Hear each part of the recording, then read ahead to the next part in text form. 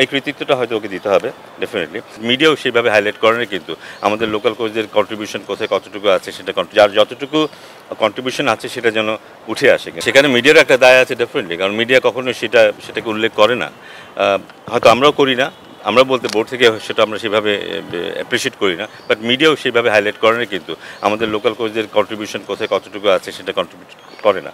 আমরা চাইবো যে যার যতটুকু কন্ট্রিবিউশন আছে সেটা যেন উঠে আসে, কিন্তু কারণ এটা খুব ইম্পর্টেন্ট যে সেটা একটা দল, এটা একটা বিশাল একটা কর্মযজ্ঞ, কিন্তু এখানে অনেক ধরনের কাজ আছে। প্রত্যেকটা কাজ যদি আমরা সুচারুভাবে করতে পারি তাহলে আলটিমেটলি হয়তো ভালো করার সম্ভাবনা থাকবে।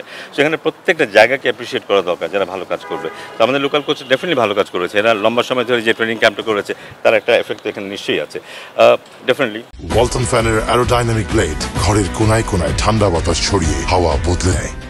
আমার মনে হয় যদি আমি অ্যাজ এ কোচ আমি বলতে পারি যে আমি যেভাবে দলটাকে খেলতে দেখলাম, আমার মনে হয়েছে ড্রেসিং রুমটা ভালো অবস্থায় আছে।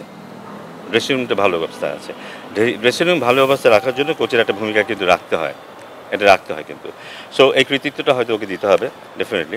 বাট একটা কোচকে মূল্যায়ন করতে হবে তার লম্বা সময়ের যে কাজ, সেই কাজের উপর ভিত্তি করে মূল্যায়ন করতে হবে। বাট এই টেস্ট ম্যাচে যখন দলটা জিতেছে এবং জেতার মধ্যে যেই ডমিনেশনটা আমরা দেখেছি, জেতার মধ্যে যে ডিকটেট করার স্ট্রেংথ আমরা দেখেছি, সেখানে সবারই ভূমিকা আছে। কিন্তু এখানে সিলেকশন কমিটির চেয়ারম্যান ওখানে ছিলেন, ক্যাপ্টেন বলি বা কোচ বলি, সিনিয়র প্লেয়ার্স বা অল প্লেয়ার্স, সবারই ভূমিকা আছে কিন্তু। সো একটা ভালো win, credit goes to everybody.